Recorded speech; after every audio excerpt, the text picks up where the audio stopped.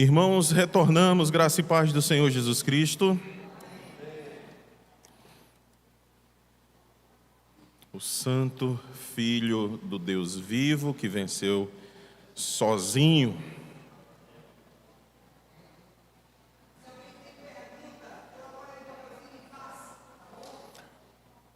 Pastor Marcos Aurélio está dizendo aos irmãos, se alguém tiver perguntas, por favor, escreva, passe para ele. Eu também quero dizer que os meus livros, o meu livro, está à venda ali na mesa. Os irmãos podem adquiri-lo, saiu pela editora Peregrino, editora também da qual faço parte, revisando algumas das obras. Voltemos a Apocalipse, dessa vez nós vamos entrar no capítulo 14. Entrando nós no capítulo 14, nós vamos terminar esse ciclo. O Apocalipse vai terminar de novo. Ou seja, ele vai mais uma vez completar a história da redenção. E aí nós vamos entrar nos capítulos 15 e 16.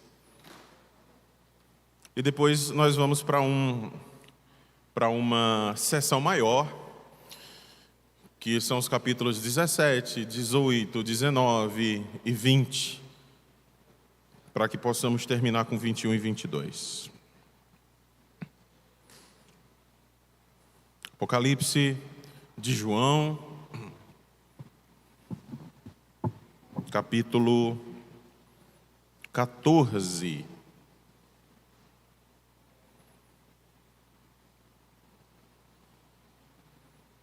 Eu dei o tema de a vitória da Igreja do Cordeiro. Vejamos nós, a partir do versículo 1, nós vamos até o versículo 5. Olhei, e eis o Cordeiro em pé sobre o monte Sião, e com ele 144.000, tendo na fronte escrito o seu nome e o nome do seu pai. Ouvi uma voz do céu, como voz de muitas águas, como voz de grande trovão. Também a voz que ouvi era como de harpistas, quando tangem a sua harpa. Entoavam um novo cântico diante do trono, diante dos 4 seres viventes e dos anciãos. E ninguém pôde aprender o cântico, senão os 144.000 que foram comprados da terra. São estes os que não se macularam com mulheres, porque são castos. São eles os seguidores do Cordeiro, por onde quer que vá. São os que foram redimidos dentre os homens, primícias para Deus e para o Cordeiro. E não se achou mentira na sua boca, não tem mácula. Então, até o versículo 5, vamos olhar aqui para o nosso slide. Eu coloco o seguinte: em primeiro lugar, João não vê a igreja, mas ele vê Jesus Cristo sobre o Monte Sião. E aí, irmãos, vocês devem se lembrar que o Monte Sião é a cidade de Davi, o Monte Sião é a cidade do rei. Tinha apelidos, não é? A cidade de Davi, a cidade do rei. No Salmo de número 2, se diz que, na verdade, Deus diz, em resposta à ira dos homens, em resposta à fúria das nações: eu mesmo estabeleci o meu servo no meu santo monte Sião, tá? Abre aí o Salmo de número 2 rapidinho. Ele é um dos salmos mais importantes da Bíblia. O Salmo de número 2, o Salmo de número 110 são muito importantes. Salmo de número 2.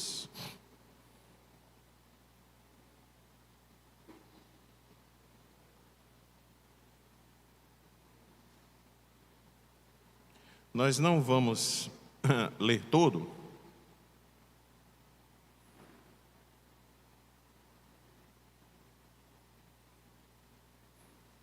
Salmo de número 2. Porque se enfurecem os gentios e os povos imaginam coisas vãs. Os reis da terra se levantam e os príncipes conspiram contra o Senhor e contra o seu ungido. Ungido aqui em hebraico é Messias, tá? Mashiach. Tradução para Cristo, tradução para ungido. Dizendo: rompamos seus laços, sacudamos de nós as suas algemas. Olha a preocupação de Deus no versículo 4. Ri-se aquele que habita nos céus, o Senhor zomba deles. Versículo 5.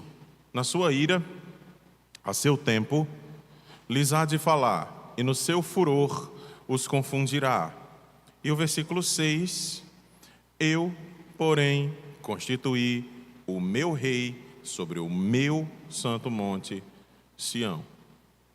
E agora, na visão de João, lá em Apocalipse 14, o que é que João vê? Olhei e eis o Cordeiro em pé sobre o monte Sião. Isso aí é o capítulo, é o Salmo 2, sendo trazido à tona, tá, para nós.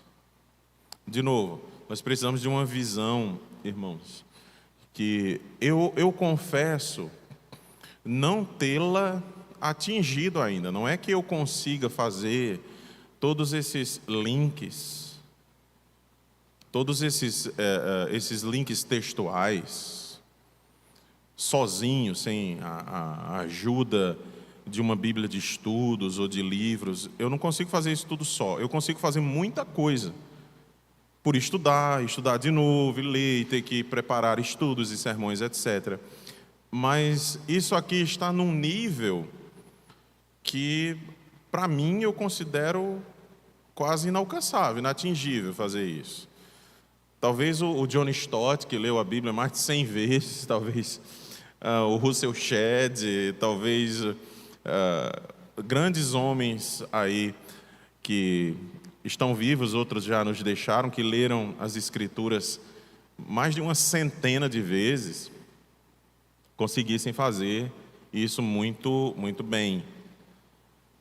Mas com a minha pouca idade ainda, e com o número de vezes que eu li a Escritura, isso é difícil se fazer, mas nós precisamos praticar isso.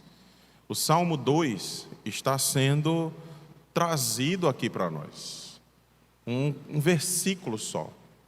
E nós vemos o cumprimento disso, logo no versículo 1 do capítulo 14. Então, João vê primeiro Jesus, um Jesus vitorioso, um Jesus que é rei, um Jesus sobre, ou seja, ele está sobre o monte Sião. Ele é o rei, tá, desta cidade. Ouvi uma voz do céu, como voz de muitas águas, isso até o versículo 5, como eu li, e veja lá em cima novamente.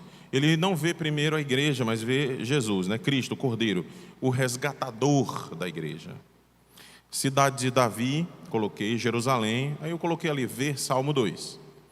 Em seguida, junto do Senhor, João vê a imagem da igreja vitoriosa. Ali, aqui no capítulo 14, entre os versículos de 1 a 5, nós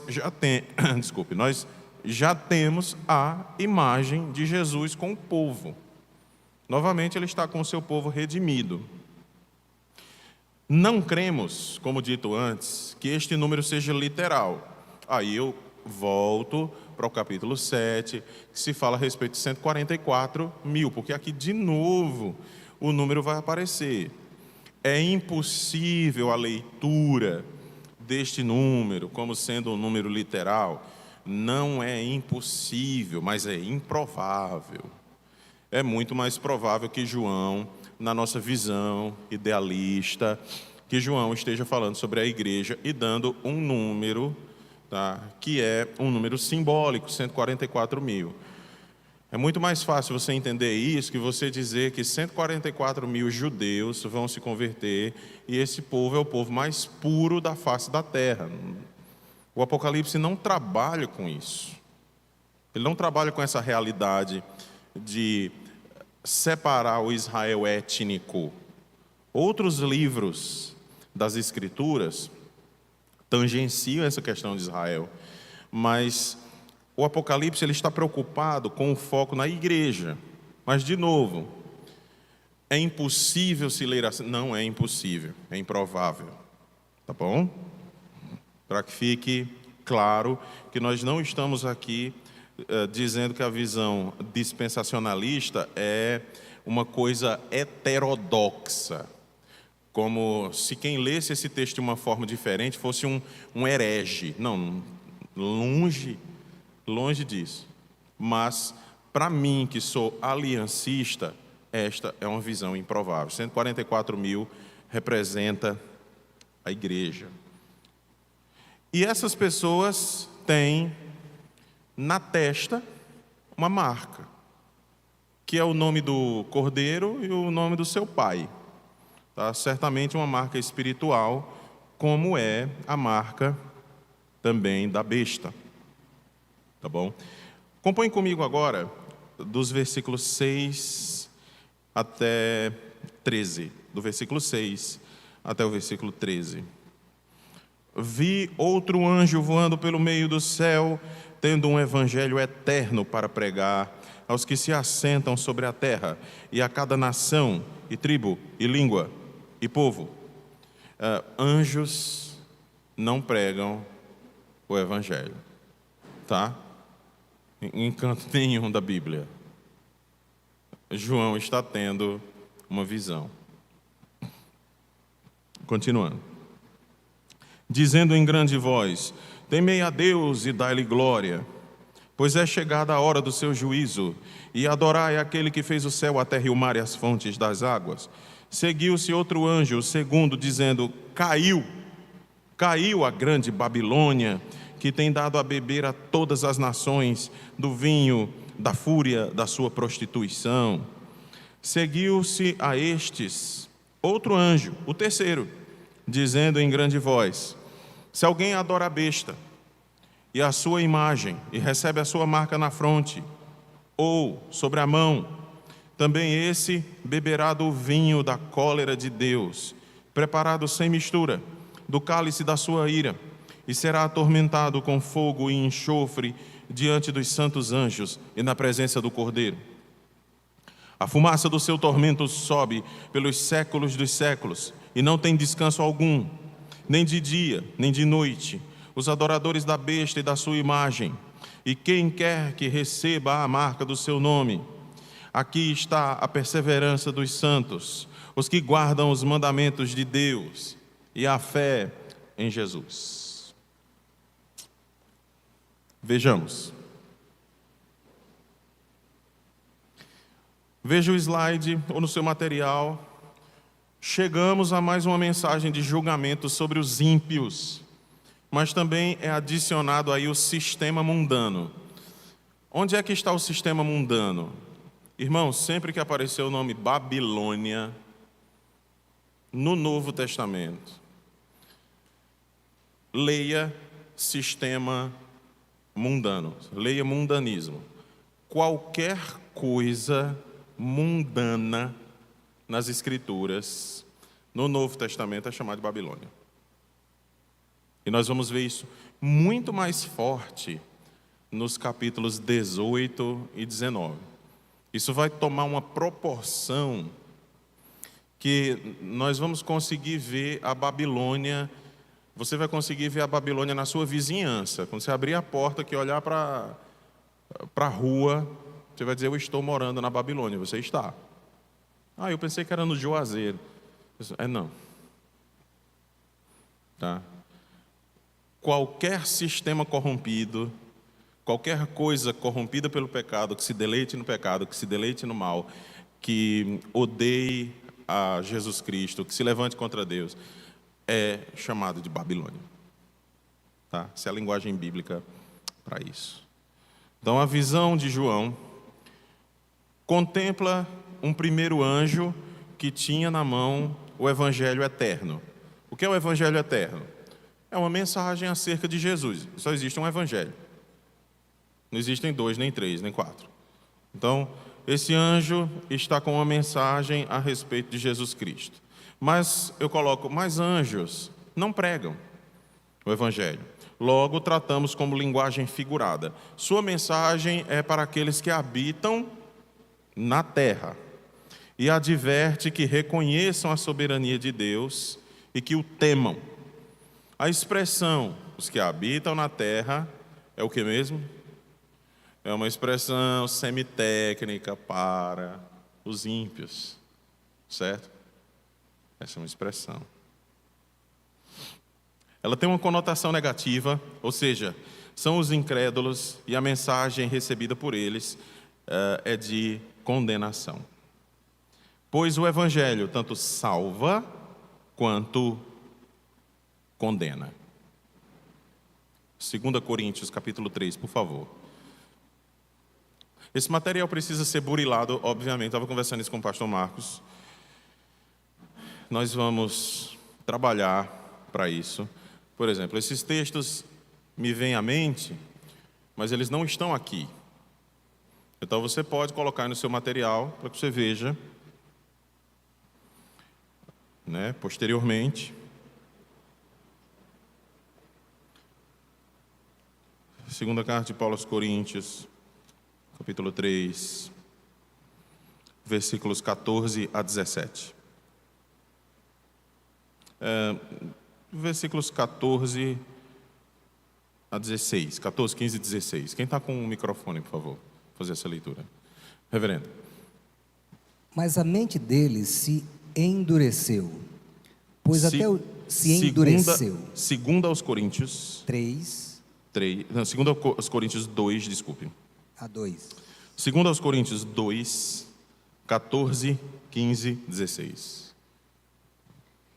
Graças, porém, a Deus, que em Cristo sempre nos conduz em triunfo, e por meio de nós manifesta a fragrância do seu conhecimento em todos os lugares, porque nós somos para com Deus o bom perfume de Cristo, tanto entre os que estão sendo salvos, como entre os que estão se perdendo. Para com estes, cheiro de morte para a morte, para com aqueles, aroma de vida para a vida. Quem, porém, é capaz de fazer essas coisas? Muito bem. Então, veja, o apóstolo Paulo, ele não deixa de dizer que a igreja, ele chama nós. Nós, a igreja, aqueles que pregam o evangelho, nós trazemos o aroma de Cristo. Nas narinas de alguns, é cheiro de morte para a morte. Eles vão continuar odiando a Deus, na verdade, eles vão odiar mais ainda. Tá? Vão amaldiçoar a Deus. Aquilo que a gente tem visto no capítulo 6, por exemplo, do Apocalipse, que nós já passamos. Mas outras pessoas sentirão cheiro de vida para a vida. Então nós temos aqui, voltando para o Apocalipse, por favor, uma advertência desse primeiro anjo: temei a Deus e dai-lhe glória, pois é chegada a hora do seu juízo. Tá? E adorai aquele que fez o céu, a terra e o mar e as fontes das águas. Seguiu-se outro anjo a esse segundo, né? Imediatamente passa esse anjo com essa advertência, e o segundo anjo já vem em seguida dizendo: caiu a grande Babilônia, que tem dado a beber a todas as nações do vinho do furor da sua prostituição. Essa é uma linguagem tipicamente judaica, isso é um aramaísmo, né, que nós chamamos. Seria um modo de falar só entre eles ali, como se fosse o dicionário dos nordestinos, não tem? O dicionário, o cearês, né?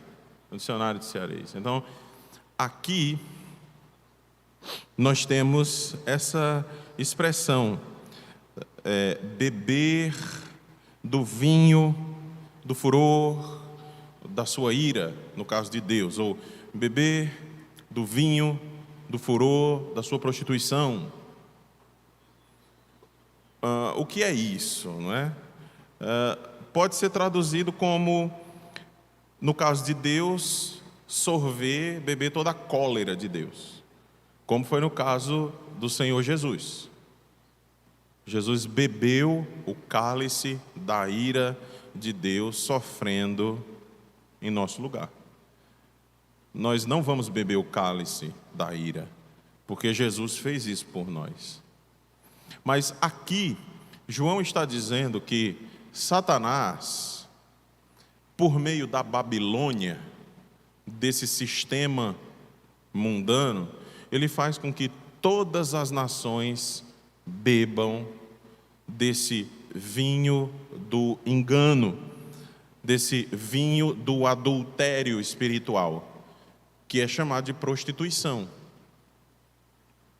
Então, quando se refere a adultério, quando se refere a prostituição, não é o adultério e prostituição literais, entre homem e mulher, mas adultério e prostituição espirituais, quando você abandona o Deus verdadeiro e se prostitui com qualquer outra coisa que não seja Deus. E aqui eu não estou falando do Padre Cícero, não, qualquer coisa mesmo. Você pode se prostituir com seus estudos, você pode se prostituir com seu trabalho, você pode se prostituir com os seus sonhos para o futuro. Nem você está percebendo que os seus sonhos para o futuro estão tirando seu foco de Deus. Você está tão focado nos seus próprios sonhos para o futuro, naquilo que você quer ser, naquilo que você quer ter, naquilo que você quer construir. Você pode estar completamente mundanizado, né?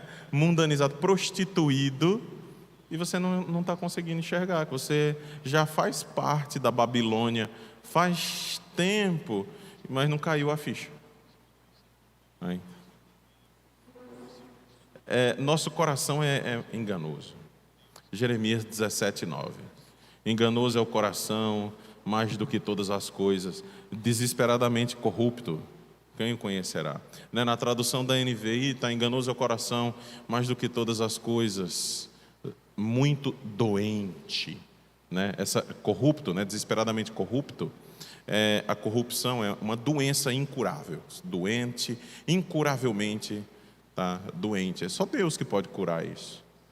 Então nós devemos ter muito cuidado, porque nós temos hoje uma ciência. Quando eu digo hoje, é porque ela está em alta, mas é uma ciência teológica que nós chamamos de teologia filosófica.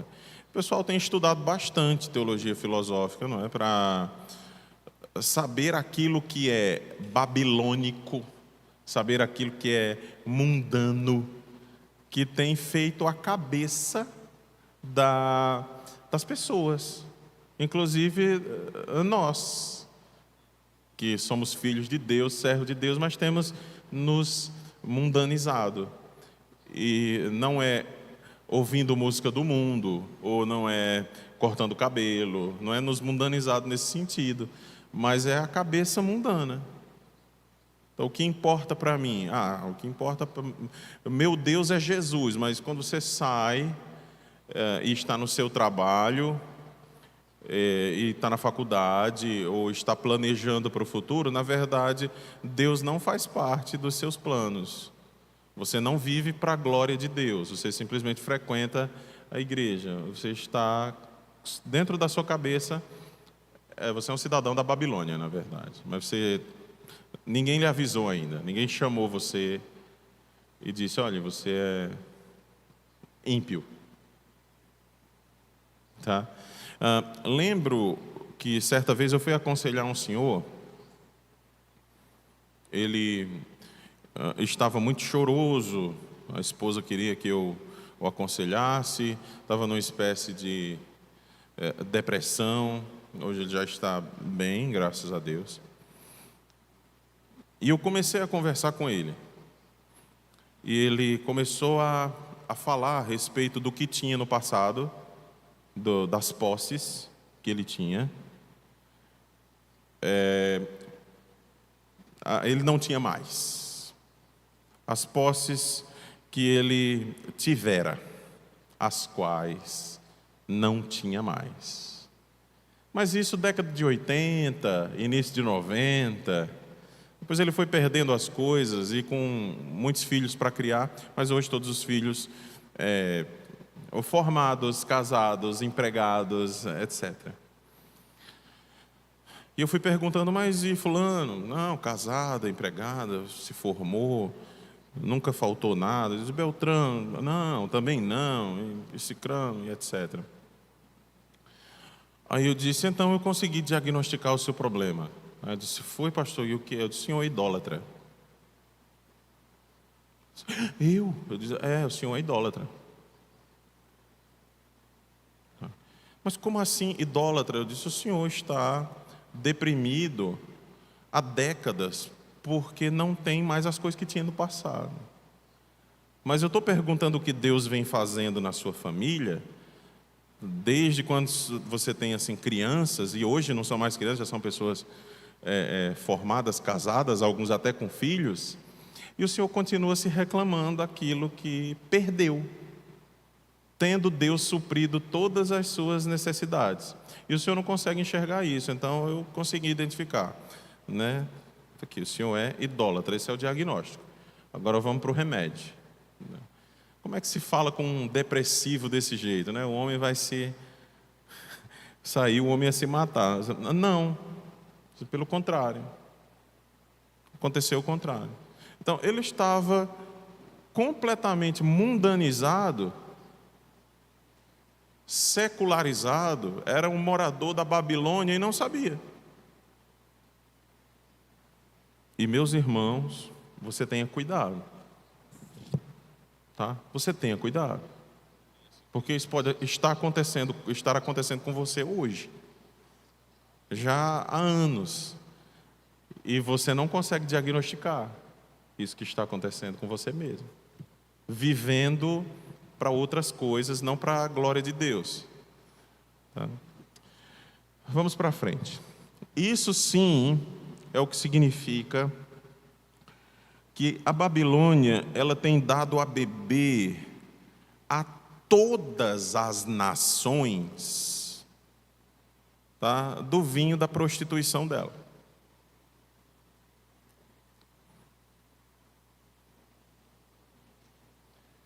Veja que eu coloquei aí, só embaixo.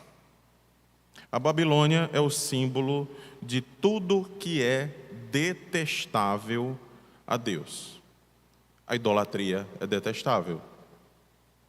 Então, nós precisamos perscrutar nosso próprio coração. Mas eu tenho dito a pessoas que eu estou aconselhando, e também na igreja, em pregações periódicas, que nós estamos vivendo num ativismo tão grande, nós não temos tempo de chegar em casa e nos sentar e pensar sobre a nossa própria vida com Deus. Talvez pensar seriamente, colocar um caderno assim de lado e começar a escrever nesta área, tá? Área X, caderno mesmo e caneta na mão. E você começar a orar por esta área, tendo escrito isso, colocado na sua frente assim. Escreva em letras garrafais: eu sou um idólatra porque eu tenho feito isso e isso, eu quero me arrepender, Senhor. Ponto. Aí você vai orar uma semana por esse negócio. Nós não temos tempo de fazer isso. O nosso mundo, o nosso século, a nossa era, é a era das coisas muito rápidas. Eu tenho lá tempo de me sentar e pegar um caderno e escrever o que é que eu tenho que resolver na minha vida. Que história é essa? Domingo eu vou para a igreja e lá eu oro.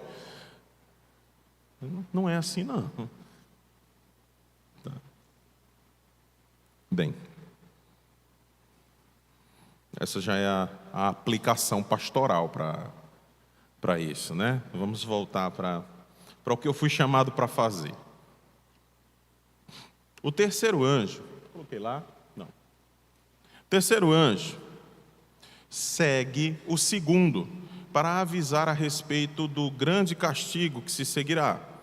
Esta é a vingança verdadeira, a vingança de Deus, pois a Deus pertence a vingança.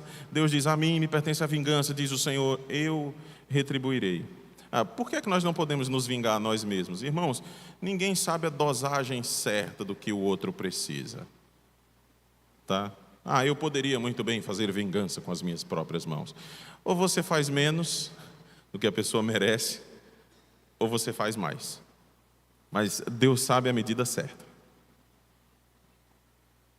A mensagem do terceiro anjo é concernente ao estado final dos ímpios. Eles são os que receberam a marca espiritual da besta e lhe pertencem.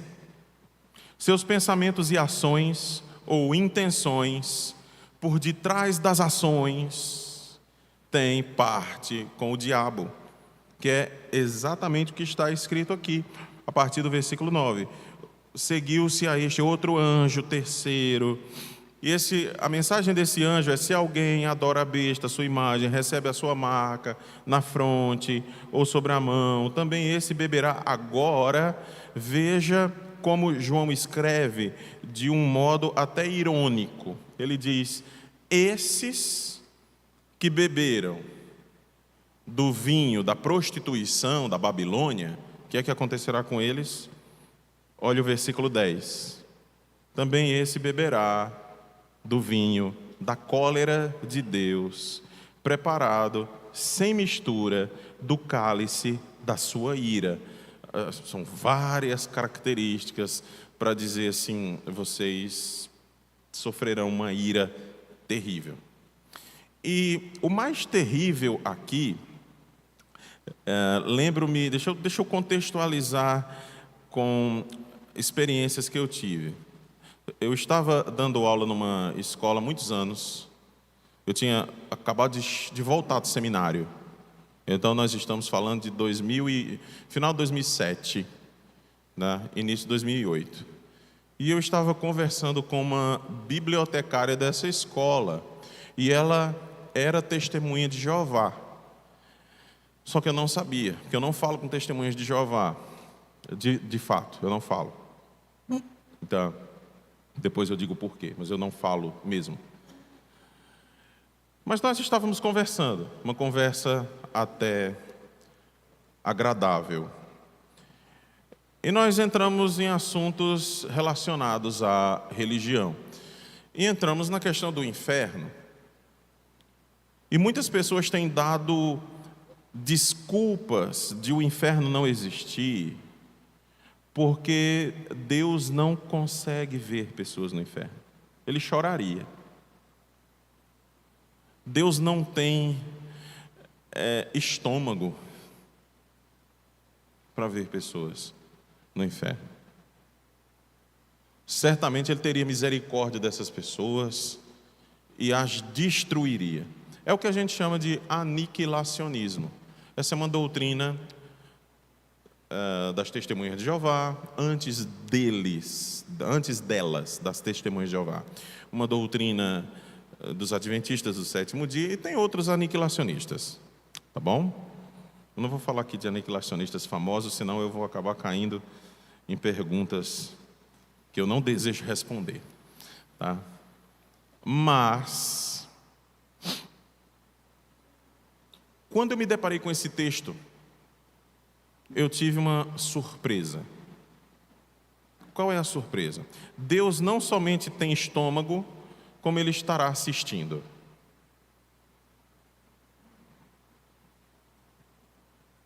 Veja o versículo 10. Também esse beberá do vinho da cólera de Deus, preparado sem mistura do cálice da ira de Deus, e será atormentado com fogo e enxofre diante dos santos anjos e na presença do Cordeiro. Pois é. Deus tem estômago para ver as pessoas no inferno. Não tem sofrimento algum para Ele nisso. Tá. Aqui não está dizendo que Jesus está rindo dessas pessoas. Não está dizendo que ele está muito feliz que essas pessoas estão indo para o inferno. Não, não é isso. Ele está super contente. Haverá festa no céu porque essas pessoas estão no inferno. Não. A festa no céu é pelos salvos. Não é porque esses estão no inferno. Mas aqui nós temos uma clara imagem. Lembrando que João está tendo uma visão. Mas nós temos uma clara imagem de que isso aqui não é problema. É problema para nós, mas para Deus não. E pior, o versículo 11 diz: a fumaça do seu tormento sobe por 15 dias. Eles sofrerão 2 anos e meio, 3 anos e meio, 1260 dias. Não. A fumaça do seu tormento sobe pelos séculos dos séculos. E não tem descanso algum, nem de dia nem de noite, os adoradores da besta e da sua imagem, e quem quer que receba a marca do seu nome. O inferno é eterno. Ele não dura um tempo e depois as pessoas são aniquiladas, são destruídas, vira purpurina. Isso é uma doutrina séria.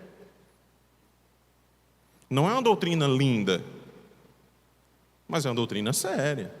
Então nós precisamos estudar sobre ela. Nós precisamos nos debruçar sobre ela. Não começar com ela. Eu já fui evangelizado nos meus tempos de pré-adolescência, reverendo. Eu sei que o senhor vem de berço evangélico, eu não. Minha conversão foi aos 17. Então, até os 17 tinha pessoas que me evangelizavam assim: você vai para o inferno. As pessoas começavam do fim, para o começo. As pessoas não falavam de Jesus, as pessoas falavam do inferno. Você vai para o inferno. Talvez para despertar um porquê ou tal, mas se começava daí. Não foi assim que Pedro pregou o primeiro sermão para a igreja e converteram 3.000. Tá? Pastor, por que é que o senhor não fala com testemunhas de Jeová? Talvez alguns de vocês queiram saber por quê. Eu quero só levar vocês para a segunda carta de João, ou seja, pertinho aí do Apocalipse. Esse mesmo João, discípulo amoroso de Jesus Cristo, ele escreve esse bilhete inspirado, que é a sua segunda epístola.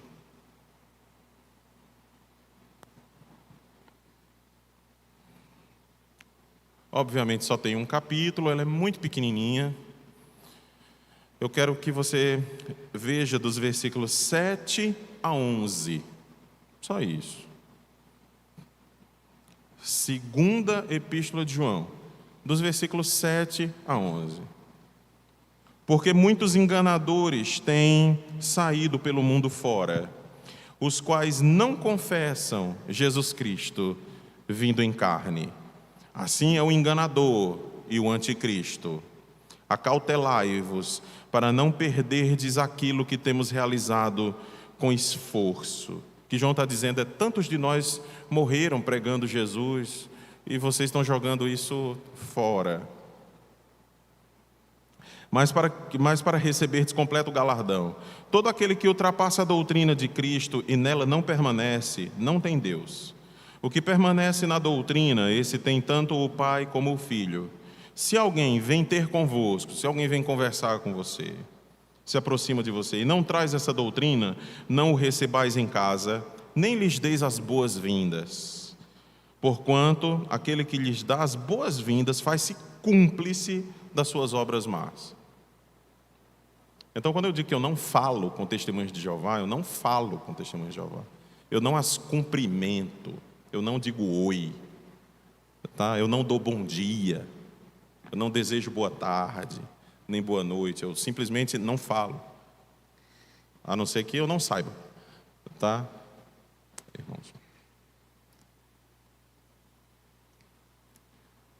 Eu tenho uma pergunta, não, mas eu acho que essa, talvez uma questão tão pastoral, pode ser que não seja apropriada. Depois a gente conversa. Depois.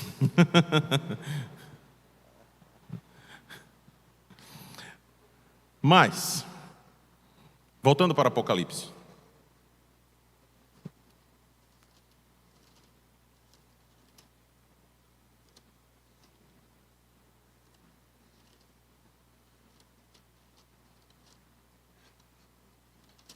Só transformando a minha pergunta para tornar mais prática aqui. Como nós poderíamos pensar na ideia de evangelizar uma testemunha de Jeová? Aí sim. Sem falar com elas. Eu evangelizo testemunhas de Jeová. Eu sabia que o senhor não ia aguentar. Eu sabia que o senhor não ia aguentar. Eu ia trazer uma questão prática, aí era mais complicada. Essa aqui é mais geral. A prática é muito complicada, porque a pessoa é muito próxima desse cidadão, sabe? Eu ainda te conheço um pouquinho. Eu sabia que o senhor não ia aguentar.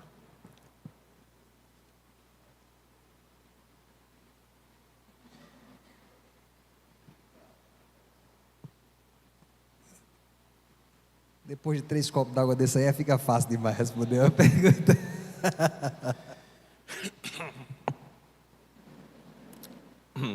O senhor se lembra quando o senhor voltava do seminário, tardão da noite, assim? E a gente conversa. O senhor não era casado ainda, a gente batia altos papos ali em frente ao Armazém Bezerra. Eu era novo, convertido, o senhor já estava no seminário. Pois é, tem muitos anos, nós estamos ficando velhos, é só isso que eu estou querendo dizer. Tá. Bem, irmãos, como é que você evangeliza testemunha de Jeová sem... É óbvio que você tem que falar para evangelizar. Eu vou contar um caso que aconteceu comigo sobre evangelização com testemunha de Jeová. Eu estava na casa de um amigo meu, lá em Várzea Alegre já. Nós estávamos pegando algumas músicas para tocar em algum lugar. Eu já tenho muitos anos, Elias, você não morava em Várzea Alegre ainda, então não era com você. De repente, né? Eu não tinha sido ordenado ainda, eu tinha acabado de sair do seminário. Pior ainda, porque eu estava assim, né, tinindo, né? Saí do seminário, tinindo. Mas sabedoria zero. Mas deu certo naquele dia, né? E eu já era um estudante de seitas e heresias há muito tempo. Mesmo antes da conversão, eu já estudava isso. Eu olhei assim, meu amigo estava tocando teclado, né? Disse, quem era? Eu disse, não é ninguém não, deixa eu sair aqui que eu atendo. Né? Eu saí e atendi o senhor, e é um jovem. E o senhor começou a falar, Não, porque a escritura diz assim, aí eu completava o texto, né? Aí ele dizia, Aí ele dizia outro texto, aí eu completava o texto. Ele não se ligou, mas o jovem se ligou. O rapaz mais novo. Aí o rapaz mais novo saiu, era o aprendiz de demônio, né?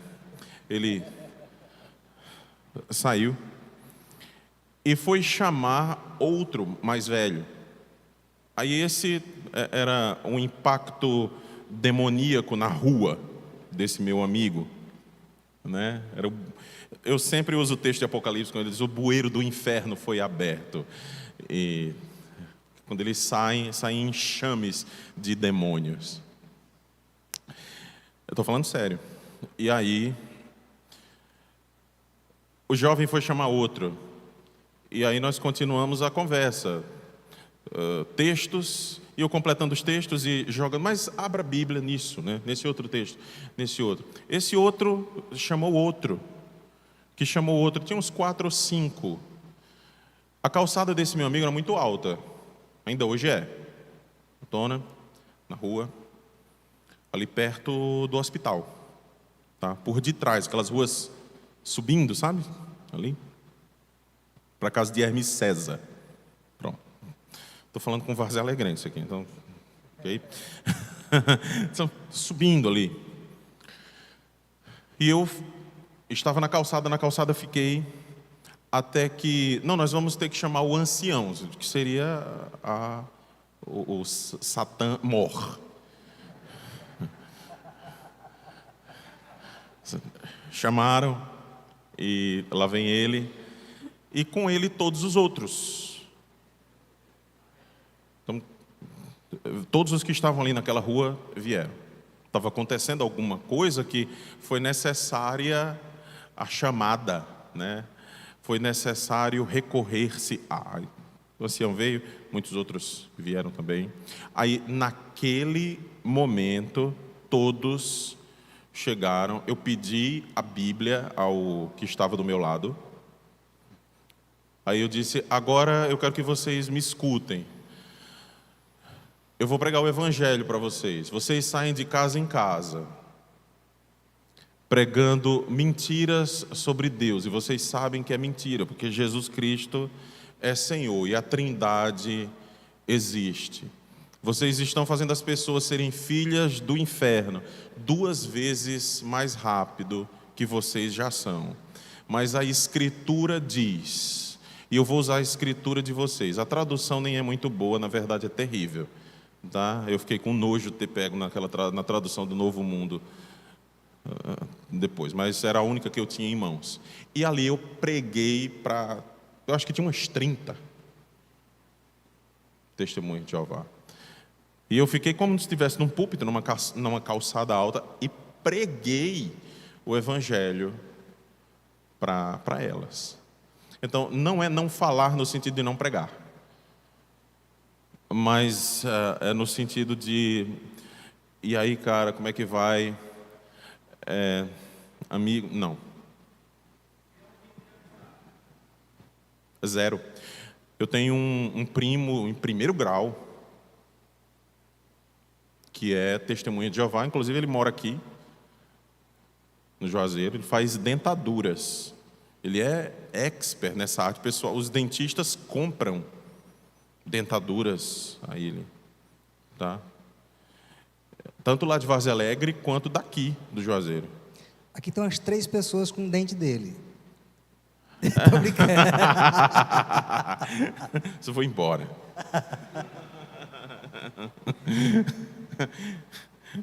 Assim, e minha mãe fica morta de vergonha, né? Ele passa, oi, quando ele vai lá. E quando eu estou na casa da minha mãe, vai falar: não, mãe, não vou falar com ele, não. Ele é testemunha de Jeová. Ele tem o espírito do anticristo, não crê na Santíssima Trindade. Eu não posso falar com ele. Quem mandou foi o apóstolo João. Está lá, na 2ª carta, versículos de 7 a 11. Meu filho, você é mal educado. Não, mãe, eu não sou mal educado. Mãe, você sabe que você me educou muito bem. Mas o apóstolo João não deixa. Vamos para frente. Evangelizar pode, é isso que eu estou dizendo. Evangelizar pode. Uma vez um amigo me perguntou: pastor, no meu trabalho eu tenho vários amigos, colegas de trabalho que são testemunhas de Jeová. O que é que eu faço? Peço demissão, vou trabalhar em outro lugar. Assim, você não é cristão? Eu sou peça demissão, meu amigo, vai embora. Ai, ai, ai, ai.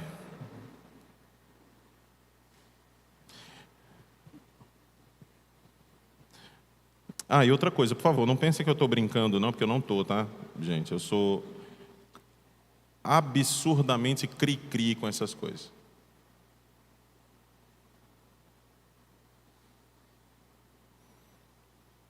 Nunca abri exceções. Não. Qual a pergunta do Ramon Nilson? Sim. Não. É mais esse testemunho de Jeová mesmo, né? É uma questão de trauma de infância também. É por conta da... Não. Nada de trauma de infância. É por conta das doutrinas. Por exemplo, você conversa com um adventista. Eu sei que o adventista é uma seita, mas o adventista não nega a Santíssima Trindade. Né? Aí vocês, mas com o budista. Budista não é seita, budismo é outra religião. Tem uma diferença. Tá? Exatamente. As testemunhas de Jeová, o movimento de Torre de Vigia, é uma corrupção do Evangelho. O budismo é uma outra religião. Então eu me sento com um budista tranquilamente, a gente bate altos papos, toma café, e se ele quiser eu pago. Agora, me sentar com um TJ só se eu não souber.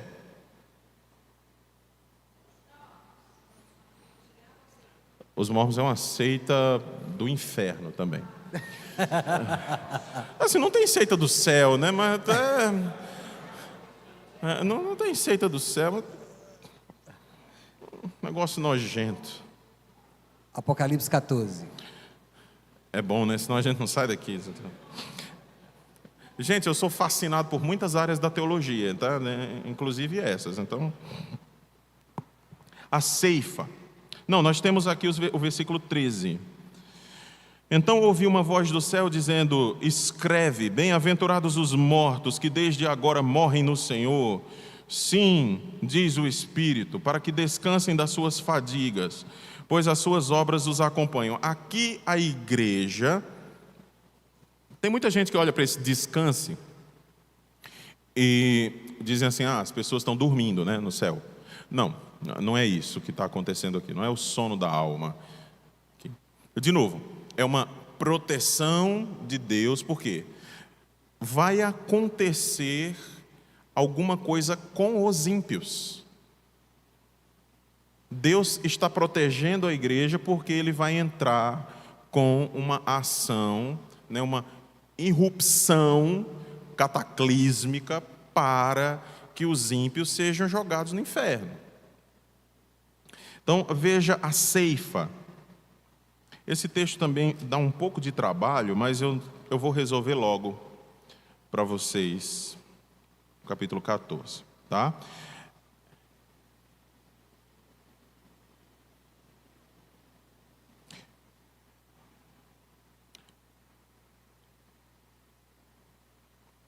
Estamos diante do... Vamos para o 3, deixa eu voltar um pouquinho. Não, é aí o 4 mesmo. Estamos diante do juízo final. A terra é comparada a um campo com uma grande colheita. Por isso que na verdade, aqui na nossa Bíblia, né, na Ara, tem em cima a ceifa. Eu não sei como é que está na NAA. Pronto, a colheita do fim dos tempos. Mas vai depender do que a Sociedade Bíblica do Brasil quis colocar, tá? Porque isso aí não está no texto. O que está no texto é o texto, tá bom? Então, aqui na nossa Bíblia, que todo mundo usa, né, a atualizada, tá a ceifa. E diz o seguinte, vamos ler o texto primeiro.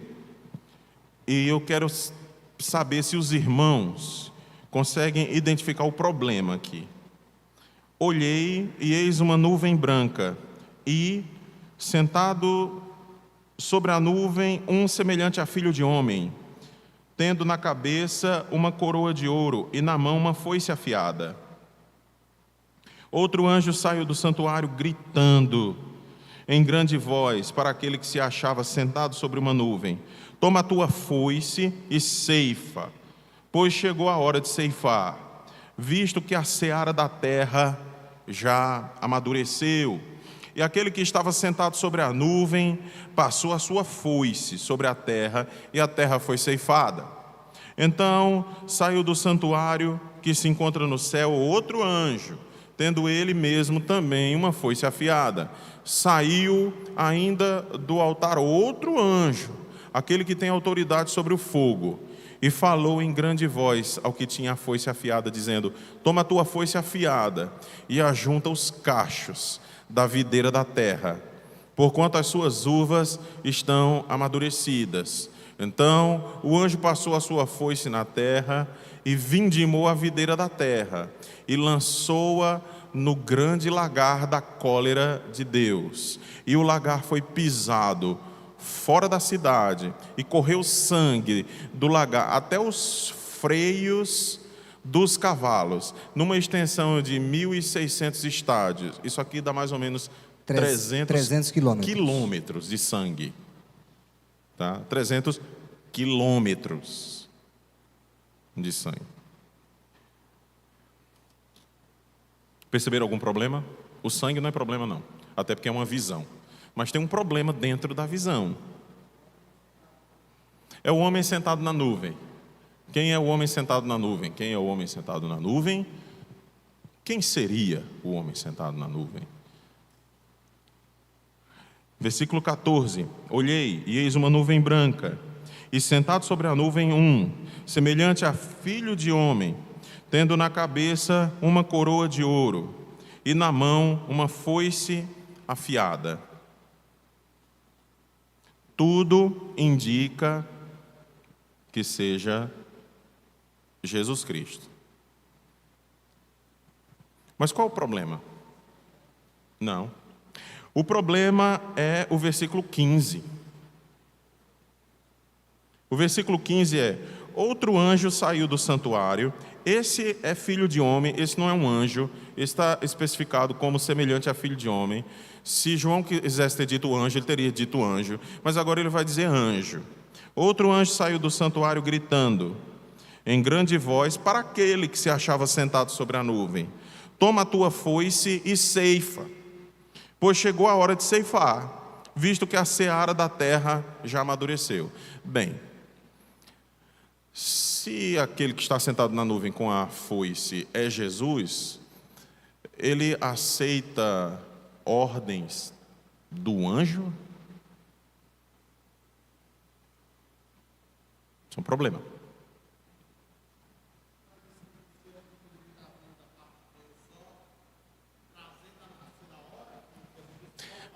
Eu estou levantando só o problema, tá?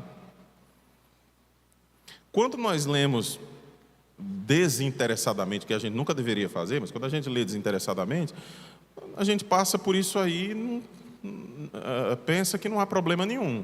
Mas quando a gente diz, não, é Jesus, o Filho do Homem, ele está aqui, sentado numa nuvem, com a coroa na cabeça, uma foice afiada, numa nuvem branca, aí de repente vem um anjo e dá uma ordem ao Filho de Deus, tendo em vista que tudo que está acontecendo no Apocalipse é Ele que está fazendo com que aconteça, dá um nó escatológico, né, na cabeça.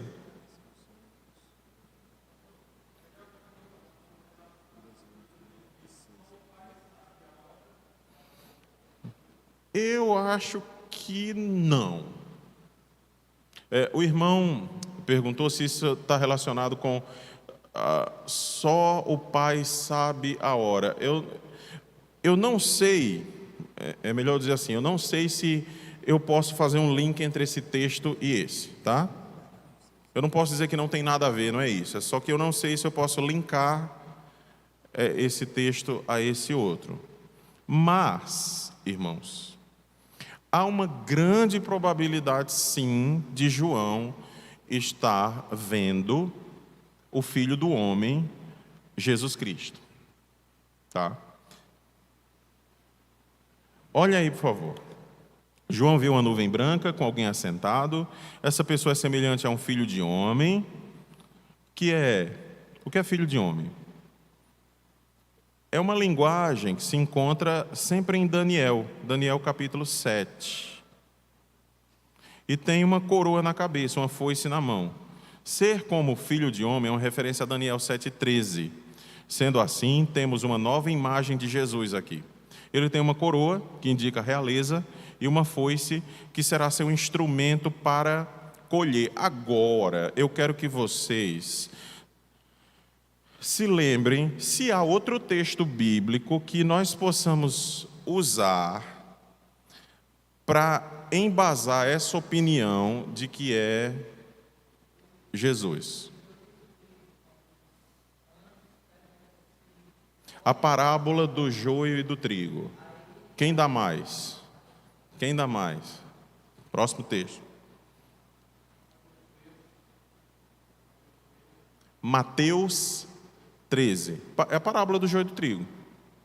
Mateus 13 é o campo de parábolas. Quem dá mais?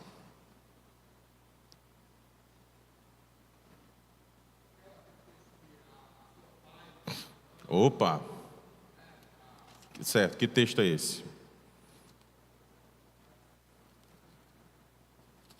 Vamos para o Evangelho de Mateus, só que não Mateus 13, mas é em Mateus.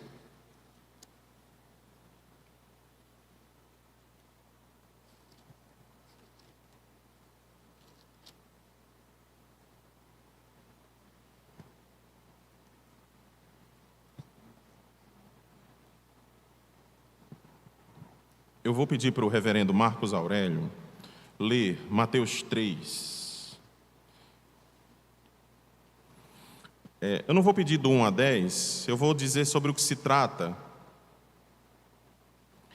João Batista está batizando no Jordão. E João Batista está dizendo que está lá batizando, mas que vem alguém que é maior que ele e que batiza com o Espírito Santo e com fogo. Lembra o que está em Lucas 3,16? Aqui é uma ampliação disso. Tá? João Batista disse mais.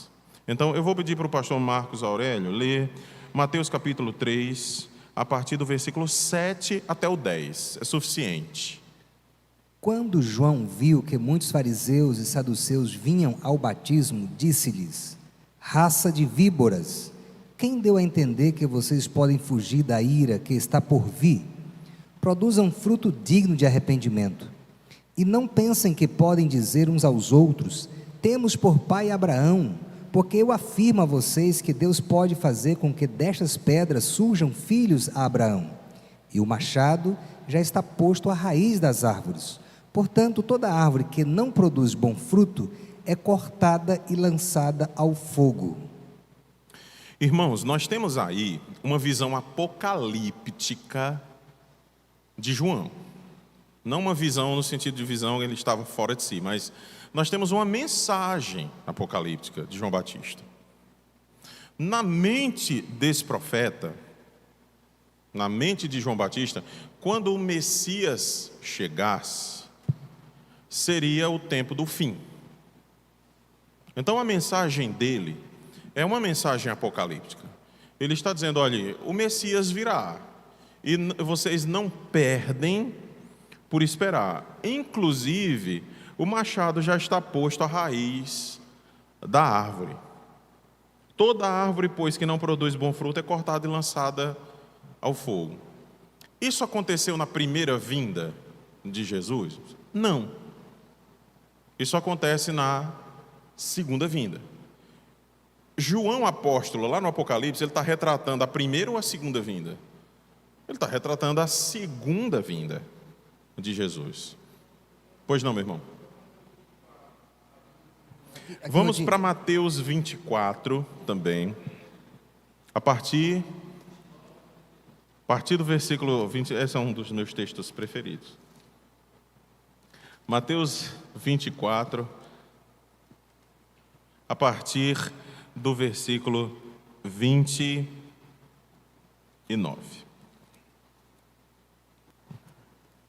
Mateus 24, a partir do versículo 29. Todos acharam? Por favor, reverendo. Logo em seguida, a tribulação daqueles dias... Deixa eu só parar um pouquinho. Logo em seguida, a tribulação daqueles dias, então é logo após a tribulação, tá? Eu enfatizo isso para a gente não achar que a igreja não está aí, tá certo? A igreja está aí. O sol escurecerá, a lua não dará a sua claridade, e as estrelas cairão do firmamento, e os poderes do céu serão abalados. Então aparecerá no céu o sinal do Filho do Homem.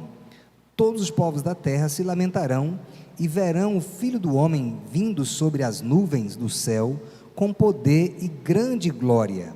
E ele enviará os seus anjos com grande som de trombeta, os quais reunirão os seus escolhidos dos quatro ventos, de uma a outra extremidade dos céus.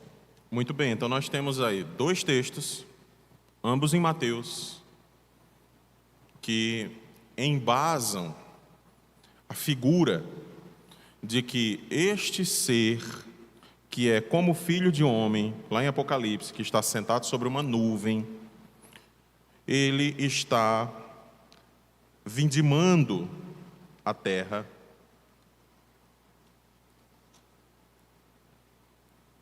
Ele ainda não vai aparecer em toda a sua glória, em toda a sua formosura, porque nós não chegamos ao capítulo 19. Ontem eu estava conversando aqui com o irmão.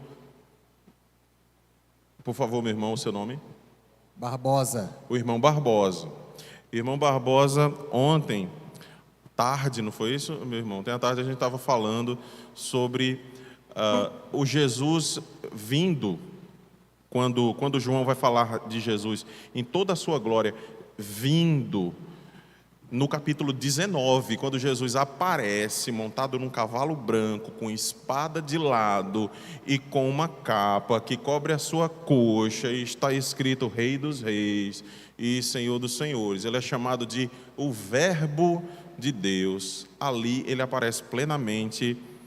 Mas João, lembre-se, João sempre está nos dando visões. Em cada visão ele nos aprofunda em alguns temas.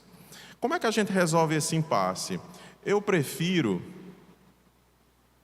acreditar no seguinte, naquilo que o irmão Ramonilson, naquilo que o nosso irmão Ramonilson disse em primeira instância. João ouve a voz de um outro anjo que fala com o que se assenta na nuvem.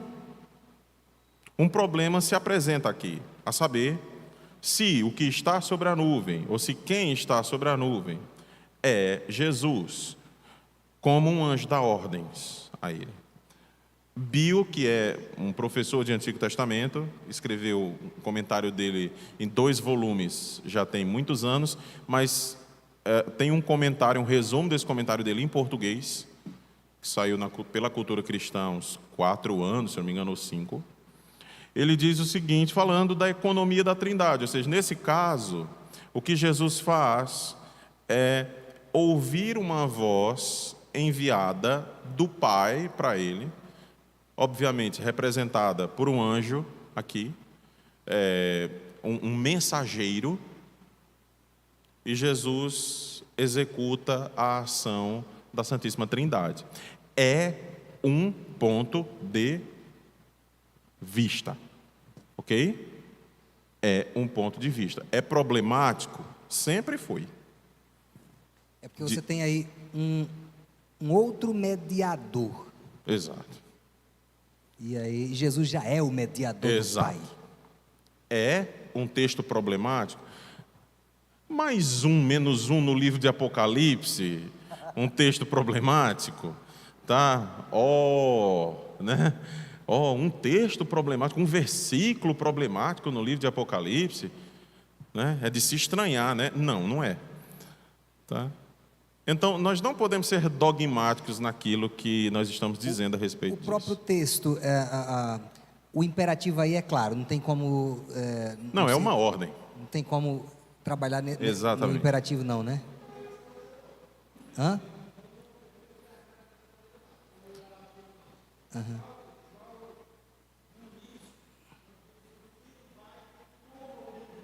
Uhum.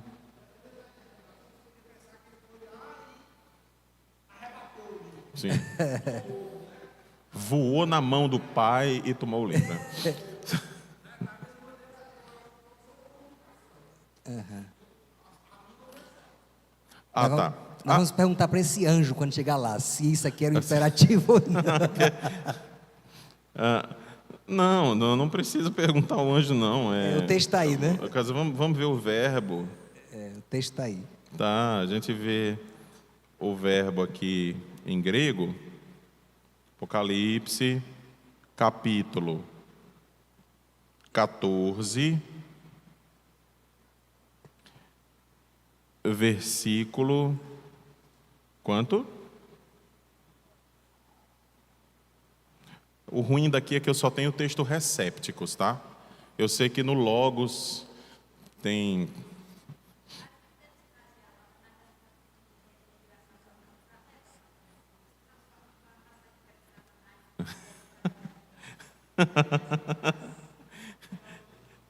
Eu queria que fosse fácil assim. Sim.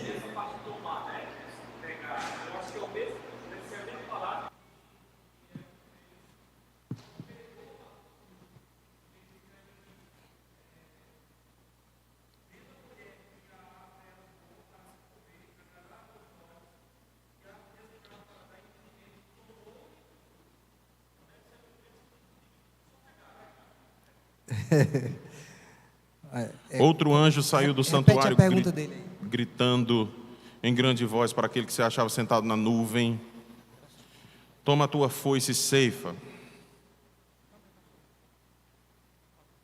Pode falar. Pode falar. Repetindo aqui.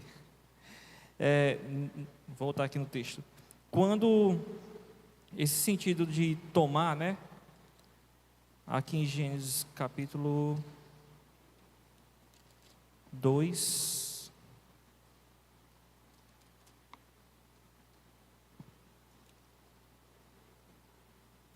Não, capítulo 3. Versículo 6. Vendo a mulher que a árvore era boa para se comer, agradável aos olhos, e árvore agradável para dar entendimento, tomou-lhe do fruto e comeu, e deu também ao marido, e ele comeu. Então, esse sentido de tomar, né?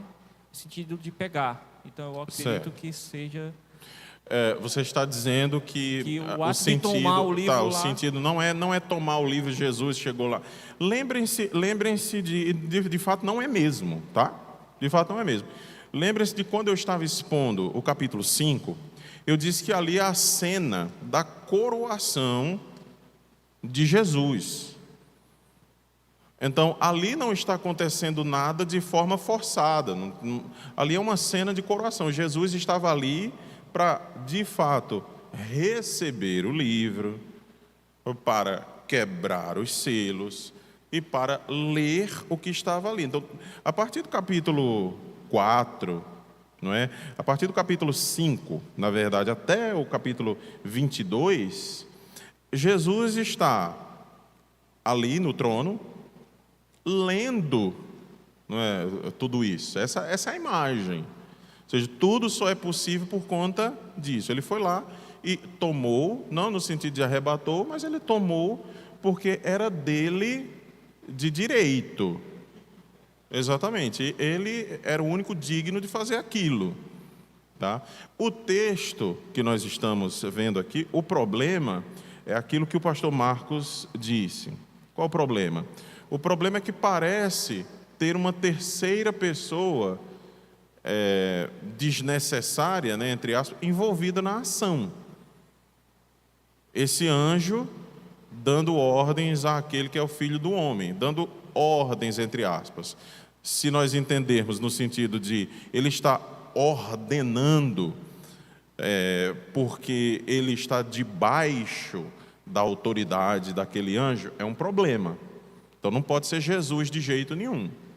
Mas se for no sentido só de comunicação, e tendo em vista que João está tendo uma visão, e for só o que João viu, aquilo que foi revelado a ele, está na hora, e aquele que estava com a foice foi avisado que estava na hora, e ele foi lá e vindimou. Não tem problema algum.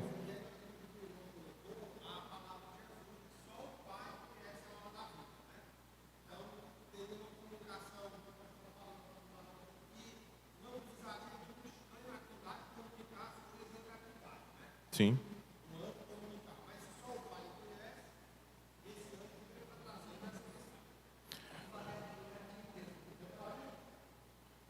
Mas todas as falas só indicam uma coisa: o texto é complicado.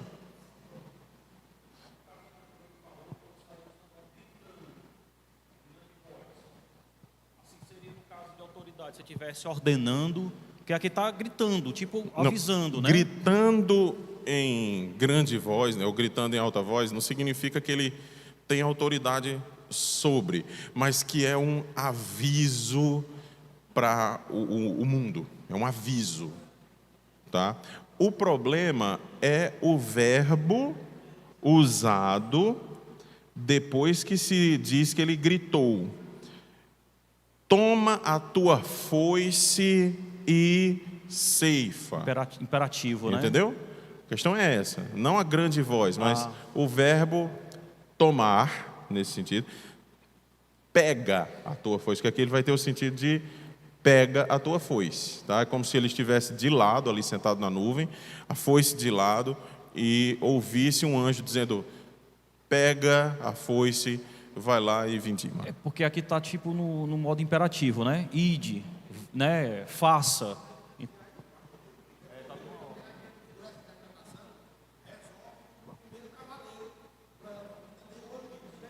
o problema está aqui.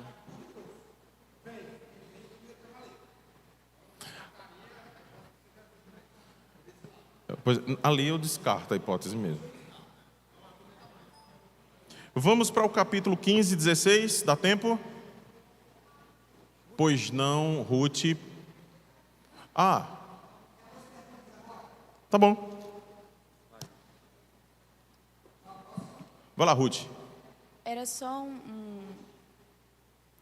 uma forma de aplicar e Mais perto. adicionar a essa questão do...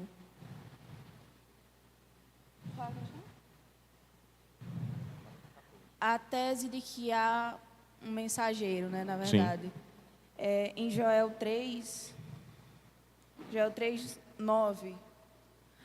Na verdade, o Joel 3 tem por título, na minha Bíblia, os juízos de Deus sobre as nações inimigas. E É Joel 3, 9, é? Isso. Certo. Na verdade, Joel 3, 13, ele vai falar a mesma coisa. Lançai a foice, porque está madura a seara. Vinde, pisai, porque o lagar está cheio. E aí ele continua. Muito bem. O texto está até marcado aqui, ó. Dado o título, eu acho que só confirma a tese de que haveria, na verdade, seria uma ordem direta do Pai, né, de Deus, um aviso a Cristo, no caso.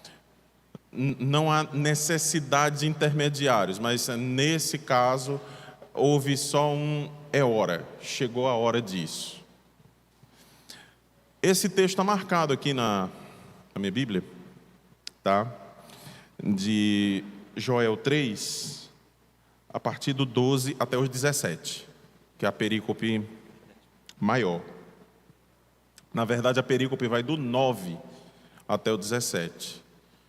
E o que eu vou fazer é só dizer obrigado, Ruth, e acrescentar no meu material aqui para a gente estudar melhor o texto. Agora, meu irmão, seu nome? Leonardo. Isso. Muito bem. O que me incomoda nesse texto, né, é quando o texto diz: e assentado sobre a nuvem, um semelhante a filho de homem. A escrita, pelo menos até hoje o que eu aprendi aqui, todas as vezes quando se refere a Jesus é o filho do homem. Sim. E as iniciais sempre são destacadas com em maiúsculo. Em maiúsculo. E nesse caso, nem chamou o filho do homem e as letras ainda estão em Mas alguém semelhante a filho de homem. De homem. Aí, por mais que eu entenda que esteja falando de Jesus, certo? Porém, eu identifico, posso estar errado, e aí peço o esclarecimento, eu vejo uma ação do Jesus homem, certo? Fazendo, por isso o símbolo da foice, fazendo o trabalho da pregação. Posso estar enganado. Da pregação? Não, a foice. Porque eu linko exatamente com o texto de João, quando ele diz que o machado já foi posto. Certo. Certo? Esse é o link que eu faço do trabalho de Cristo em relação ao que já foi feito. Estou entendendo. Mais alguém? Ou eu passo para o pastor Marcos para ele me fazer as perguntas. Esse texto é um texto difícil, irmãos. Tá? E não como eu disse, novidade nós estarmos tratando com um texto difícil num livro tão difícil. O próprio livro, o capítulo 1, aponta na mesma direção de ser Jesus, né? No versículo 7, eis que ele vem com as nuvens, que é uma referência à volta dele, né? Eis que ele vem com as nuvens, todo olho verá. O versículo 13 também aponta para Jesus Cristo também, usando a mesma expressão, um semelhante a filho de homem, com vestes talares, cingidos à altura do peito. Então, realmente, aponta para Jesus Cristo, né? E, realmente, o verbo está no imperativo. Esse é um problema que... O senhor quer vir aqui fazer as perguntas? Não, aqui, só tem uma aqui. Ok, tá bom. Ramonilson, qual a interpretação das expressões usadas no texto de 2 Tessalonicenses capítulo 2, o que o detém e aquele que o detém? Não fazemos a mínima ideia. Que segundo Paulo será removido para a manifestação do anticristo.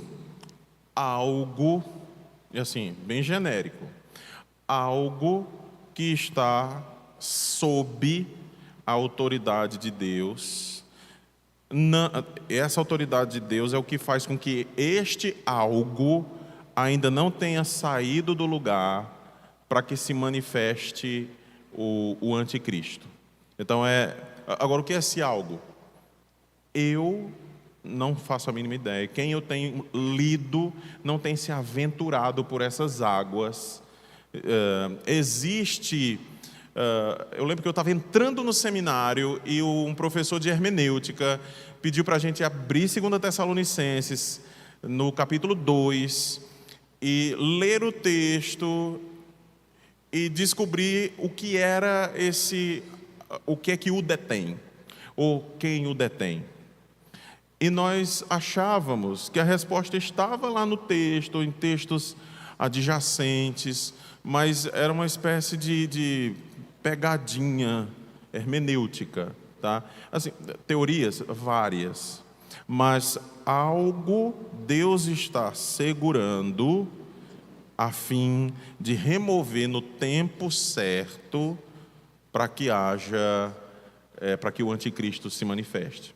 Agora,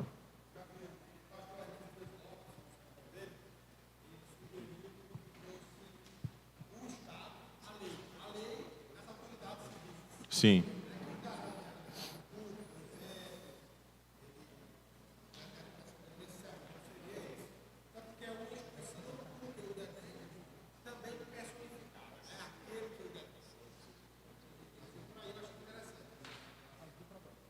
É uma interpretação. Acabamos? Sim. Alguma pergunta a mais? Não.